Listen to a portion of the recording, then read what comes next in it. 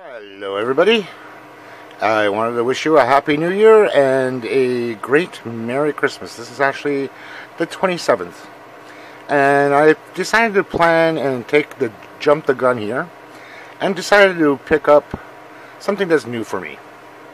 And this happens to be the Ooma Telo, which is a voice over IP telephone system. Now if you're not too sure what a VoIP phone is, it's basically a base with a telephone. In this case, this is a Bluetooth telephone, and you get to put this onto the internet, which is meaning you have to have internet access locally to your home. So whether you're running ADSL from your local telephone company, or if you have a cable company like I do here, which is Videotron, which services our cable service and which gives us our TV and internet, you can use that.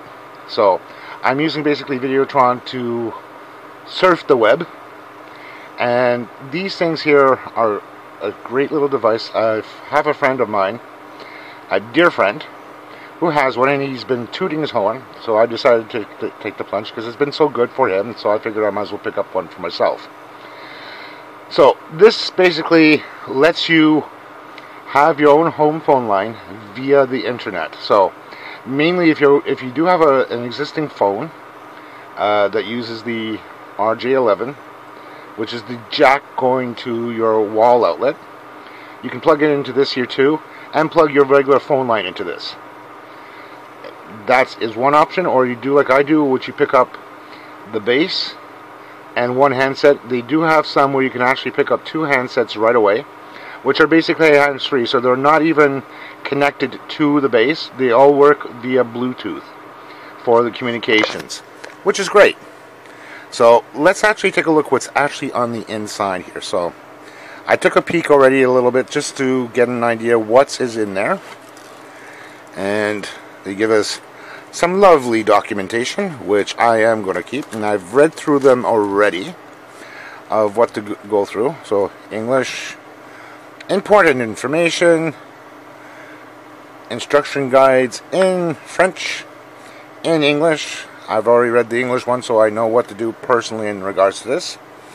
Here's the actual base unit itself. I still have it in its wrapper. I haven't put it together at all. So this is the actual base that you will be connecting to your router or your router end switch. And yes, you can see me in the plastic. And here are the connections in back. You have a USB port for upgrading the firmware, power supply, RJ45, which is the regular Ethernet cable that you can plug this into your router itself. You'll see one marked home. Is it home? Yeah, one is home, one is whatever.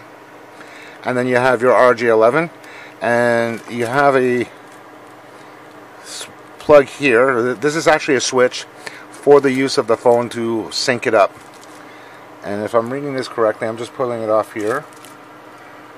One is for home and one is for internet. Yeah, so this one here you plug into your cable modem. If you don't have a router, you plug this into your cable modem.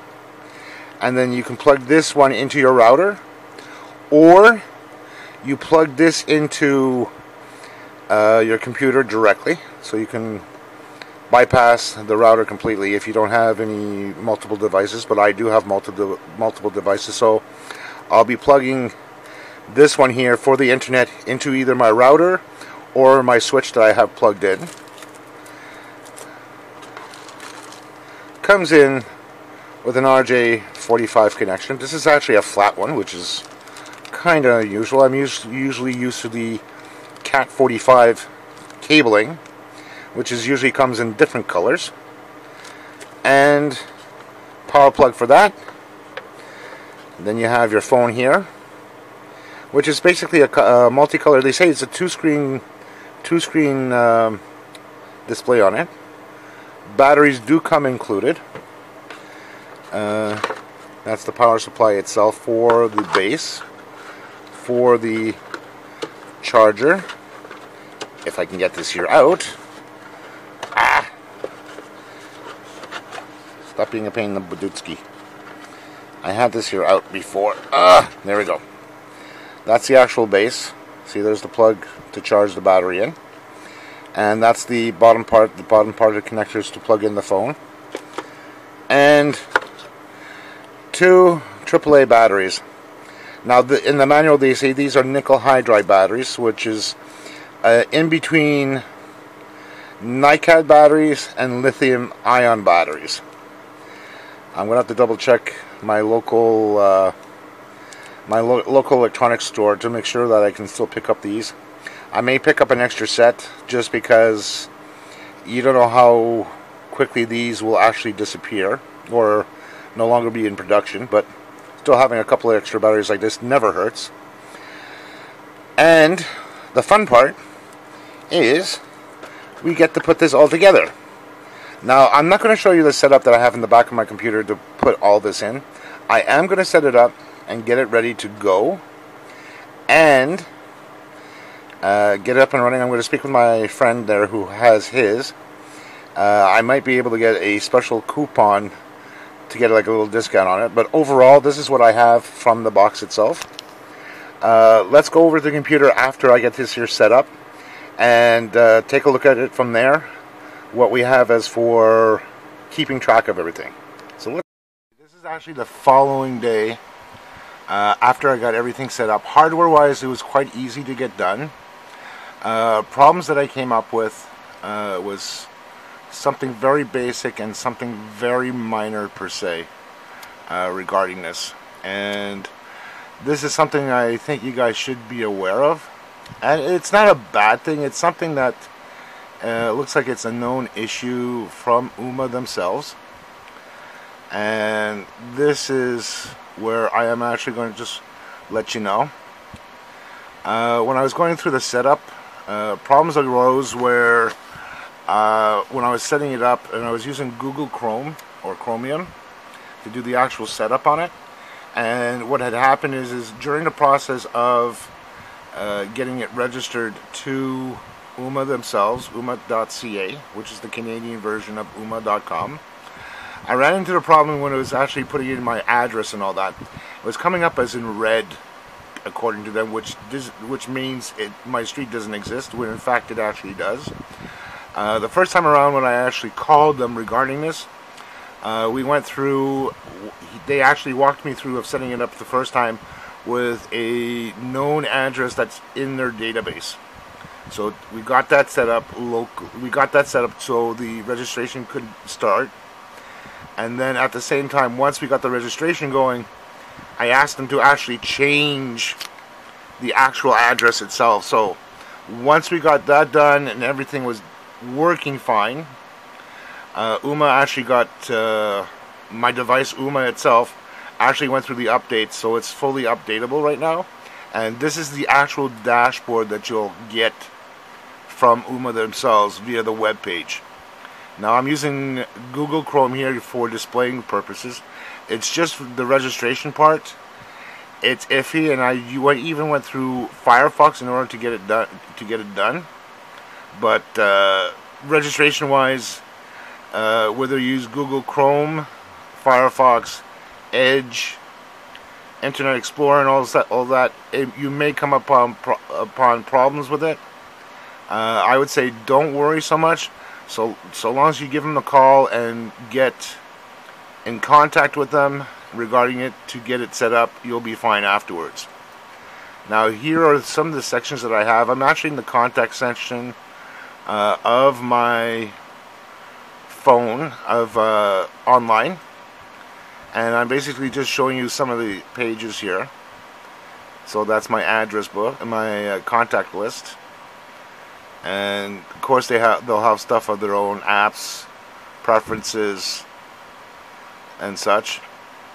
But this is where I'm actually, this is the main dashboard that you should be looking at once you get everything set up, and it should be easy to work with. Anything you want to add to your address book, you can go under phone and under contacts and actually set up your contacts for your address, for your friends and all that on the phone itself.